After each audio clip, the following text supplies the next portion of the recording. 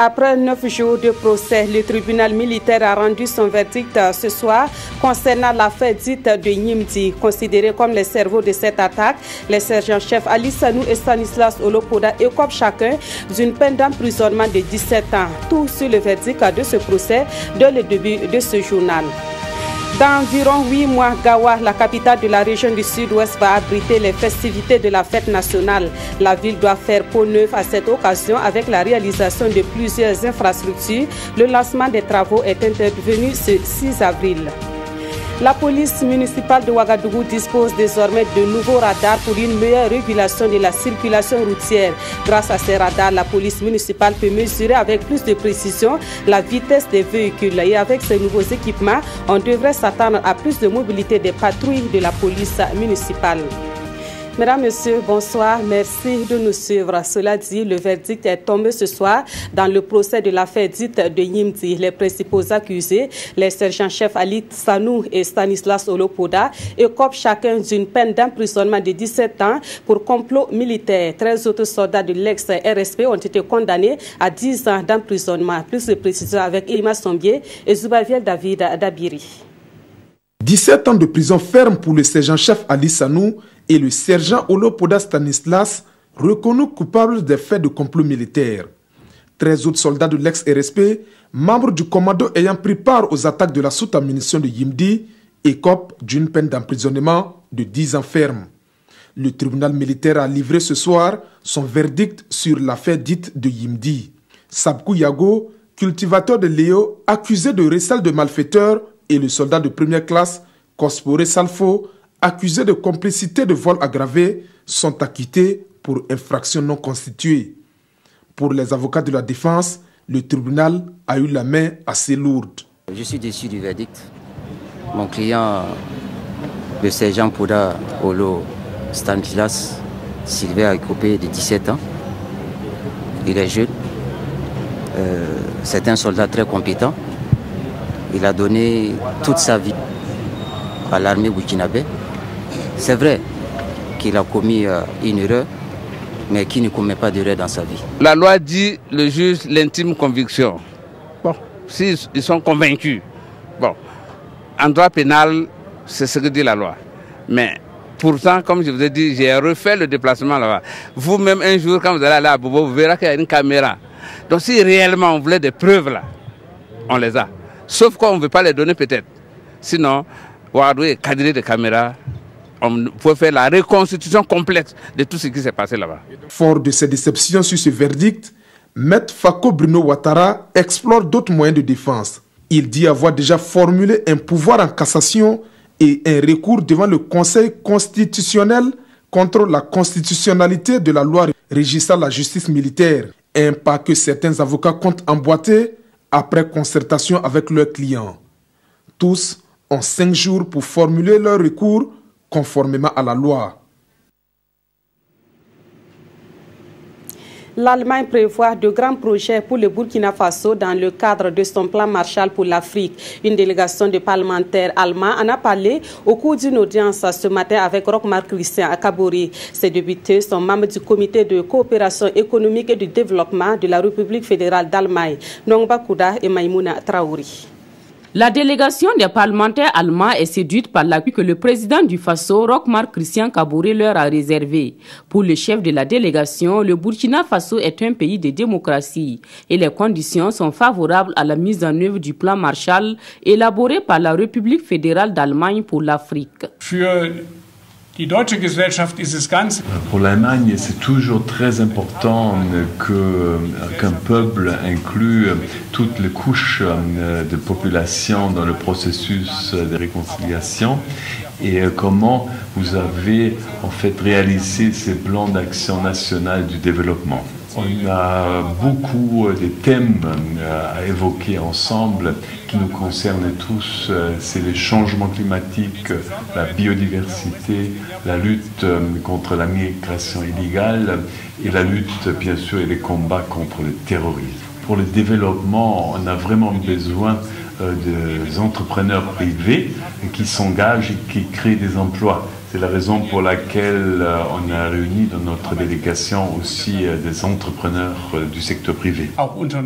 Les relations entre le Burkina Faso et la République fédérale d'Allemagne sont au beau fixe et la réalisation de ce plan Marshall permettra de les dynamiser davantage. On reste au palais de Kosiam où plusieurs dossiers étaient sur la table du Conseil des ministres tenu ce jeudi. Au nombre de ces dossiers, des projets de loi pour la modification du Code de procédure pénale. On apprend aussi que la journée nationale du paysan se tiendra en mai prochain à Kaya dans le San Matenga. Le Conseil des ministres s'est également penché sur le projet de réalisation de 40 000 logements sociaux. On en sait davantage avec Césaire Carrefour et Maxime Zongo. Au titre du ministère de la Justice, des Droits humains et de la Promotion civique, le Conseil a adopté 2 projets de loi, l'un portant organisation, fonctionnement et procédures applicables à la chambre criminelle. Le second est destiné à la modification du Code de procédure pénale. Avec notamment la création des juridictions spécialisées dans la lutte contre le terrorisme et la délinquance financière, il est important donc que certaines dispositions soient prises. Il s'agit notamment de celles relatives à l'interception des correspondances émises par voie de télécommunication, de l'introduction des dispositions organisant notamment la protection des témoins, de permettre aux OPJ et aux juges d'instruction de pouvoir procéder à des auditions à l'étranger, d'autoriser et de renforcer les prérogatives du procureur du Faso en matière de contrôle en garde à vue. Au niveau du ministère de l'économie, des finances et du développement, il est envisagé le renouvellement du programme de collaboration Burkina-FMI, la finalisation d'immeubles en construction, notamment la trésorerie régionale du centre et le siège de la direction générale du Trésor et de la comptabilité publique. Au titre du ministère en charge de l'agriculture, le Conseil a retenu les 11, 12 et 13 mai prochains pour la tenue de la journée nationale du paysan à Kaya. L'alcool au volant, une situation qui sera désormais contrôlée. Une décision a été prise dans ce sens ce matin. Nous avons d'abord équipé les gares routières pour que les différents conducteurs puissent être contrôlés. Et petit à petit, donc, il va s'étendre à l'ensemble des conducteurs, y compris des véhicules individuels privés. Le Conseil des ministres s'est également appesanti sur le projet de construction de 40 000 logements dont les inscriptions ont débuté ce 5 avril. Le programme d'inscription sur ce que nous envisageons de faire, il va s'étaler sur 1 mois. Et pendant ce mois, tous ceux qui souhaitent s'inscrire donc dans le programme pourront s'inscrire en ligne. Il y a un site, le site web que nous avons mis en place avec le concours de l'AMPTIC, ou dans les localités où il n'y a pas d'internet, comme dans certaines de nos communes rurales, ils pourront s'inscrire sur des fiches. Tout ce processus a un coût. Voilà pourquoi il est demandé une contribution d'une somme de 2 000 francs pour valider l'inscription. Outre les dossiers de fonds, le Conseil des ministres a également procédé à des communications orales et à des nominations. La visite du Premier ministre de la Tunisie au Burkina Faso s'est achevée hier avec un sentiment de satisfaction pour les parties tunisiennes et burkinabés. Après la signature d'un communiqué conjoint, Youssef Chayed et Paul Kabatseba étaient face à la presse dans la soirée. Ils se sont félicités des conclusions des travaux et ils affichent leur volonté de renforcer la diplomatie et les échanges commerciaux entre la Tunisie et le Burkina Faso. On fait le point avec Salifou Belem et Vincent Tchendrebego. Un communiqué conjoint sanctionne les 48 heures de travail entre Paul Kabatseba et Youssef Chayed. De ce document lu par le chef de la diplomatie burkinabé, on note une volonté de renforcer et de diversifier la coopération bilatérale entre Ouagadougou et Tunis pour un partenariat mutuellement avantageux.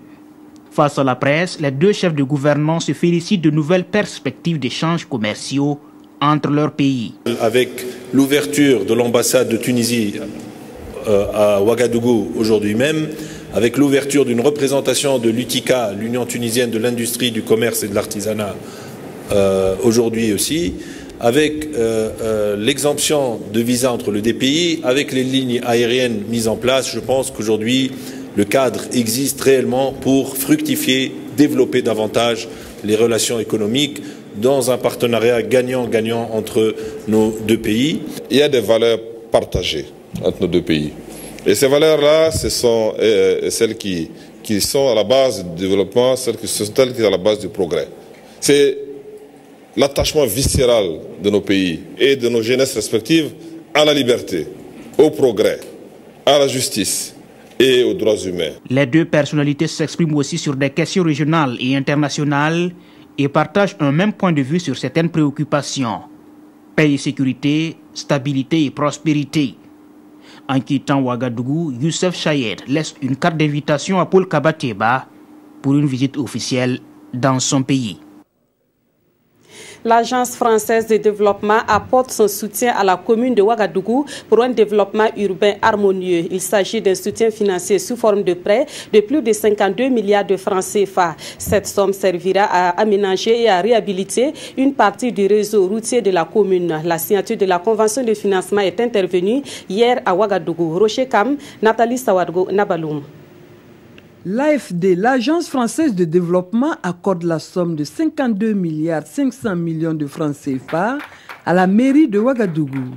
Cet appui de l'AFD accordé sous forme de prêt souverain à l'État burkinabé entre dans le cadre de la mise en œuvre de la phase 2 du projet de développement durable de la ville de Ouagadougou. Les objectifs du projet sont, entre autres, désenclaver les quartiers périphériques et renforcer les capacités de la commune dans la mise en œuvre de sa politique d'aménagement. Des quartiers comme Catria, et des quartiers comme Tampuy, et des quartiers comme Wayalguin vont connaître des investissements structurants de base. Tous ces quartiers-là vont être désenclavés. Le partenariat entre l'AFD et la mairie centrale date de 20 ans. On avait financé le plan de développement durable de Ouaga, le PDD O1, et on a été très satisfait du résultat obtenu. On en a vu certains ce matin sur le terrain. Et donc oui, vous avez raison, on a décidé de doubler la mise. Donc il faut voir ça comme une marque de confiance, bien sûr, pour nos partenaires, et puis aussi la reconnaissance des enjeux urgents des populations des 3 quartiers que nous allons servir avec ce programme. Le projet est prévu pour durer 5 ans. D'ores et déjà, le maire de Ouagadougou rassure les partenaires de la bonne gestion du fonds. Il a indiqué que dans les mois à venir, le lancement des appels d'offres se fera pour permettre le démarrage effectif des activités. Ce matin, à l'Assemblée nationale a marqué son accord pour la création de 2 commissions d'enquête parlementaires. La première commission est celle qui sera chargée de mener des enquêtes dans le secteur de la santé en vue de détecter les maux qui minent ce secteur. Quant à la seconde commission d'enquête parlementaire, elle va travailler dans le milieu de l'enseignement qui connaît une situation critique au Burkina Faso et qui nécessite des investigations. Kwale Nebié et Zalissa Sanfo. Manque d'infrastructures, de spécialistes, de plateaux techniques. Les députés membres de la Commission des affaires générales, institutionnelles et des droits humains KJDH dressent ici un tableau sombre du système sanitaire burkinabé. Pour eux, le système a mal partout. Le remède proposé après ce diagnostic, la création d'une commission d'enquête parlementaire sur le système de santé au Burkina Faso. Et ils ont convaincu. À l'unanimité, les 108 votants du jour ont donné leur accord pour que le système de santé soit passé à la loupe et que des recommandations soient faites pour sa redynamisation. Deuxième sujet à l'ordre du jour de cette plénière, l'enseignement au Burkina Faso. Pour les députés membres de la KJDH qui plaident pour la création d'une commission d'enquête parlementaire sur le système d'enseignement au Burkina Faso, ce système est aussi en souffrance. Chevauchement et superposition des années académiques, multitude des classes sous abri précaires, déperdition scolaire, classe à large effectif. Cette commission reçoit elle aussi Cutis pour investiguer le système et trouver des solutions. Quelle peut être la contribution de la diaspora au développement économique et social du Burkina Faso? La réponse à cette question sera trouvée au cours d'un forum national sur la migration qui s'est ouvert ce jeudi même dans la capitale burkinabé. À ce forum, la réflexion est également menée sur les formes et les pratiques de la migration internationale au Burkina Faso. À noter que ce forum se tient à l'initiative du ministère de l'Économie, des Finances et du Développement. Pawadrogo Chazongo et Bouma Ernest Nebi. Ce forum national sur la migration va se pencher essentiellement sur la contribution de la diaspora burkinabé au développement économique et social du Burkina Faso. Il s'inscrit dans le cadre de la mise en œuvre du PNDS. Vous voyez très bien que les contributions, mon allocution, j'ai pu le signifier, qu'il y avait un paquet quand même important de ressources qui viennent de la diaspora. On a évalué cela à 96 milliards de francs CFA par an. En général, c'est utilisé pour des dépenses sociales, pour construire des maisons, ce qui est très bien. Mais on peut recycler ça aussi, nous pensons, dans l'économie. Premier du genre, ce forum qui regroupe les acteurs de la société civile, des ONG intervenant dans le domaine de la migration, les partenaires techniques et financiers et la diaspora burkinabé est une tribune pour ses participants d'échanger sur toutes les thématiques relatives à la migration. Des participants qui vont également réfléchir sur les investissements ainsi que les projets porteurs de la diaspora burkinabé. Sous le bénéfice des principes de précaution et de sécurité juridique énoncés, je puis affirmer que nous ne ménagerons aucun effort pour mettre à profit notre savoir-faire, capitalisé dans nos différents pays d'accueil par le monde, nos ressources et compétences afin de contribuer effectivement à l'exécution du PNDS. Les recommandations qui seront issues de ce forum feront l'objet d'un examen minutieux de la part du gouvernement. Dans environ 8 mois, Gawa, la capitale de la région du Sud-Ouest, va abriter les festivités de la fête nationale. La ville doit faire peau neuve à cette occasion, d'où le lancement ce 6 avril des travaux pour la réalisation des différentes infrastructures. Et la principale innovation à la matière cette année, c'est l'implication des promoteurs immobiliers dans la construction des logements du 11 décembre 2017. Le reportage de Bernard Kombelem et Issa Kanana. Le ministre de l'administration territoriale et de la décentralisation et celui des infrastructures à bord d'une niveleuse sur l'axe de défilé du 11 décembre 2017 à Gawa. Un acte qui consacre le lancement officiel des travaux de construction des infrastructures entrant dans le cadre de la célébration du 57e anniversaire de l'indépendance du Burkina Faso dans la région du Sud-Ouest. J'ai joint ma joie à celle des populations de la région du Sud-Ouest parce que le jour tant attendu est arrivé. La célébration de la fête nationale du 11 décembre connaîtra des innovations. Gawa, la ville haute, bénéficiera de 50 km de voirie, la construction d'un marché, une gare routière, une salle polyvalente de 500 places, une place de la nation ainsi que la construction de 475 logements avec l'implication de promoteurs immobiliers. Plus de 26 milliards de francs CFA seront mobilisés pour cette fête nationale. Des investissements qui vont sans doute changer la physionomie de la ville de Gawa, capitale de la région du Sud-Ouest, et le ministre des Infrastructures de rassurer quant à la qualité des ouvrages. Nous avons pris toutes les dispositions pour d'abord sélectionner des entreprises qui ont la capacité et qui ont l'équipement nécessaire pour travailler vite et bien, parce que nous n'avons pas beaucoup de temps. La machine est ainsi lancée et les populations de la région du Sud-Ouest, et principalement celles de Gawa, sont donc appelées à la compréhension et à une forte mobilisation pour la réussite de cette fête nationale. À Bobo-Dioulasso, l'Agence nationale de l'aviation civile a organisé des journées portes ouvertes du 30 mars au 1er avril dernier. Objectif de ces journées, offrir au public une occasion de découvrir le secteur aérien. Et ceux qui ont fait le déplacement de l'aéroport de Bobo-Dioulasso ont pu ainsi découvrir tous les contours de l'aviation civile. Le reportage de Biludou Bazango et Rokia Sanou. Un baptême de l'air pour des scolaires. C'est l'une des possibilités qu'offrent ces journées portes ouvertes de l'Agence nationale de l'aviation civile. La finalité est d'offrir au public de meilleures connaissances sur le secteur de l'aéronautique ainsi que les entités qui l'animent. À travers ces journées, nous voulons inciter la France jeune à s'intéresser à tous les métiers du secteur de l'aéronautique.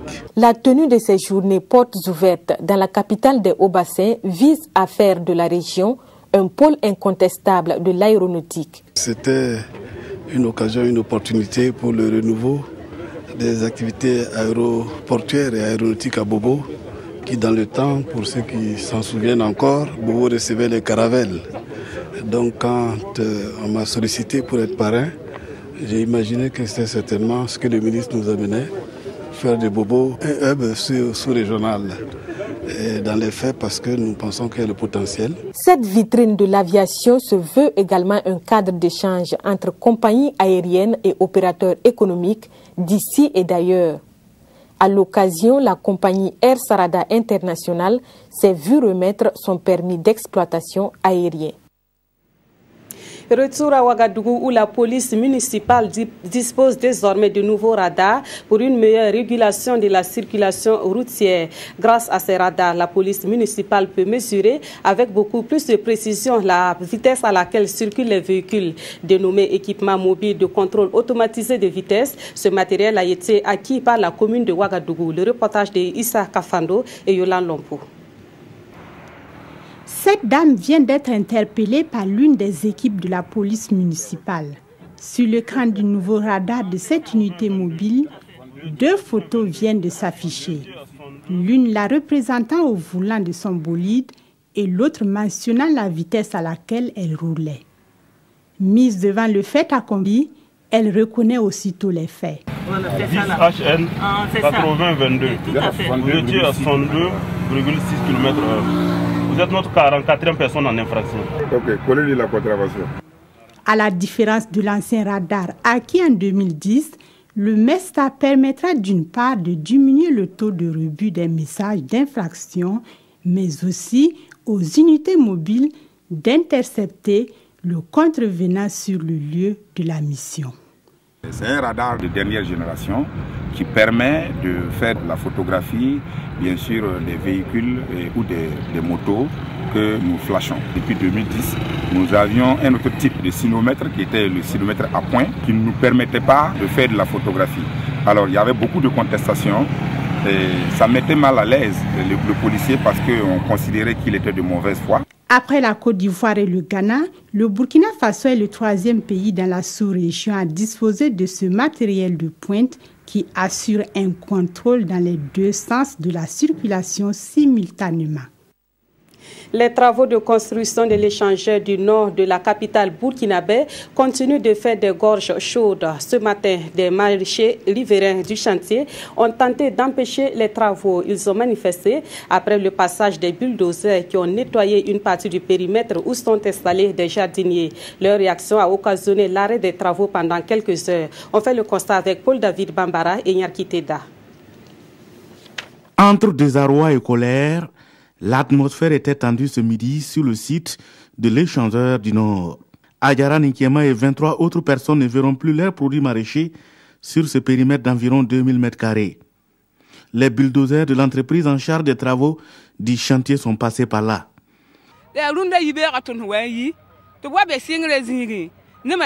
Aujourd'hui, ils sont là avec des grues. Ils ont tout saccagé. Nous leur avons demandé d'avoir pitié de nous, car la route est bien, mais au point d'en faire des affamés, ce n'est pas bon. Le délai qui leur était imparti est arrivé à expiration hier mercredi 5 avril. Acculée par le temps, l'entreprise est passée au déguerpissement ce matin. Un acte qui n'est pas du goût des jardiniers qui se dressent en victime quand bien ils sont sans titre foncier. Ils sont venus aujourd'hui nous démontrer la force. Vous-même, vous avez constaté, tout est raclé. Tout. Parce que nous n'avons pas le titre foncier. Monsieur, au Burkina Faso, quel cultivateur a un titre foncier? On déguerpit quelqu'un, maraîcher en milieu urbain sur la base de 300 francs le mètre carré. Les 300 francs, c'est criminel. C'est très, très, très criminel. Supposons jusqu'à 13 personnes qui sont en train d'exploiter. 13 personnes, on prend une somme de 200 000 pour remettre à ces 13 personnes-là de se partager. La colère gagne alors les maraîchers qui empêchent tout mouvement des camions sur le site. Ils pointent du doigt le ministère en charge des infrastructures et l'entreprise de les mépriser. Contacté, le ministère ne s'est pas prononcé pour le moment. En attendant, la barrière montée par les jardiniers a été levée après des débats avec les forces de sécurité. et les activités de l'entreprise ont pu reprendre après environ 2 heures de perturbation. L'Ordre national des chirurgiens dentistes a tenu son congrès du 31 mars au 1er avril dernier. Une occasion pour cette structure de dresser le bilan de ses activités et de définir les perspectives pour l'avenir. À ce congrès, l'équipe dirigeante de l'Ordre national des chirurgiens dentistes a été renouvelée. Plus de précisions avec Vincent Tchébego. À ce congrès, les participants échangent sur 2 sujets essentiels. Le bilan du plan d'action 2013-2016 de l'Ordre national des chirurgiens dentistes du Burkina Faso et le renouvellement de son équipe dirigeante. Installée officiellement en 2012, l'équipe sortante se réjouit des actions menées à la tête de l'Ordre. Nous avons mené essentiellement des activités de sensibilisation, des activités de recoupement des chirurgiens dentistes en faisant paraître le tableau, en le mettant à jour. Si pour Dr Toué et ses camarades, le bilan est satisfaisant, la nouvelle équipe par contre voit déjà de nouveaux défis à relever. Nous allons nous atteler à faire en sorte que les chirurgiens dentistes du Burkina se retrouvent dans des cadres de formation continue afin de développer leurs compétences et mettre ces compétences au service du patient. Nous ferons aussi en sorte que la profession puisse être aidée parce que c'est une profession qui a des difficultés. Placé sous le thème « Dirige ta vie, dessine ta bouche », le 3e congrès de l'Ordre national des chirurgiens dentistes se veut être un cadre de promotion de la santé bucco-dentaire au Burkina Faso. Bientôt, une nouvelle cimenterie sera implantée à Bobo-Dioulasso d'une capacité de production de 700 000 tonnes. Cette usine devra générer plus de 1000 emplois directs et indirects. Le projet, dont le coût est estimé à 20 milliards de francs CFA, est porté par le groupe Ciment de l'Afrique. Ces premiers responsables ont animé une conférence de presse ce jeudi à Ouagadougou. Yacouba Gamene et Olopoda. Le groupe CIMAF veut construire une nouvelle cimenterie à Bobo-Dioulasso. D'une capacité de 700 000 tonnes, cette nouvelle usine dont le début des travaux de construction est prévu pour la fin du premier semestre de l'année 2017 vise un objectif: satisfaire les besoins du marché, mais surtout contribuer à faire de Bobo-Dioulasso un pôle industriel au Burkina Faso. Il y aura des recrutements au niveau de l'usine importants et puis les emplois en direct seront tout aussi importants puisque nous sommes pourvoyeurs d'un nombre important de services, le transport, le service, la maintenance, les laboratoires. Donc c'est autant de domaines qui vont pouvoir réaliser un véritable envol au niveau de la région de Bobo et nous en serons fiers naturellement puisque ça fait partie aussi de nos objectifs. La construction de cette usine CIMAF à l'ouest du Burkina va générer plus de 1000 emplois directs et indirects. 20 milliards de francs CFA, c'est le coût des investissements de ce projet, met en avant le respect de l'environnement et la valorisation des matériaux locaux. Notre objectif, c'est de réduire davantage nos coûts de production pour que nous puissions offrir un ciment accessible à un prix très abordable également à la population de Bobo, parce qu'aujourd'hui la population au niveau de Ouagadougou en profite, l'usine étant proche, et il était temps que Bobo puisse avoir également son usine et que le prix puisse être comparable à celui de Ouagadougou. CIMAF Burkina annonce également l'augmentation de la capacité de production de l'usine de Ouagadougou courant 2018. Une capacité qui passera de 700 000 tonnes à plus de 1 700 000 tonnes par an avec un investissement de plus de 25 milliards de francs CFA. Les ex-CDR, les comités de défense de la révolution affichent la volonté d'aider à la lutte contre l'insécurité au Burkina Faso. La nouvelle est commentée dans la presse écrite de ce jeudi. Les journaux analysent également la situation sociopolitique en RDC. Des précisions avec Vincent Tiendrebego. Des ex-CDR, les comités de défense de la révolution se proposent d'apporter leur contribution à la sécurisation du pays. Cela rappelle la citoyenne l'avènement des Kogluego, lesquels ont engrangé des résultats certes, mais ces groupes d'autodéfense ont aussi fait subir injustement des traitements inhumains à des humains. Pour le journal, la résurgence des ex-CDR est à craindre parce qu'eux aussi ne sont pas exempts de tout reproche à leur temps sous la révolution. Le journal ajoute que plus de 30 ans après cette révolution, un ex-CDR aussi jeune soit-il ne peut avoir moins de 50 ans. Alors, de quoi un quinquagénaire est-il encore capable sur le plan opérationnel? Mais le journal ne rejette pas totalement l'idée, seulement il espère que ces CDR aillent s'installer dans le Sahel pour aider à traquer les terroristes. Traquer les terroristes, aujourd'hui au Faso nous relaie une information selon laquelle une vaste opération conjointe de ratissage est en cours dans le Soum et au-delà de la frontière. Des soldats français et burkinabés fouillent maison par maison, village après village, nous rapporte le journal. Un premier ministre annoncé en RDC dans les heures qui suivent. Kabila fait durer le suspense, titre Le Pays. Pendant que tout le monde s'attendait à des décisions fortes pour sortir le pays de l'impasse, Kabila fait cette annonce alors qu'il n'a pas encore obtenu de l'opposition la liste des candidats répondant au profil requis. C'est de la provocation, rétorque l'observateur Palga. Comment le président congolais pourrait respecter ces délais puisque l'opposition tient à un et un seul candidat alors que lui parle de liste de 3 premiers ministrables. L'observateur conclut que toutes ces manœuvres n'ont de but que de donner du temps au temps pour trouver le bon angle du virage. Destination 3e mandat. Avant de se séparer, sachez que controverse, l'émission de débat contradictoire discutée tout à l'heure à 21h sur la vie chère au Burkina Faso. Qu'est-ce qui est à l'origine des renchérissements de la vie au Burkina? Les différents acteurs seront face à face tout à l'heure donc autour de Simon Gongo pour un débat sans concession. Ne ratez donc pas controverse en direct à partir de 21h sur la RTB. Et c'est la fin de ce journal. Merci de l'avoir suivi. Excellente soirée et à très bientôt.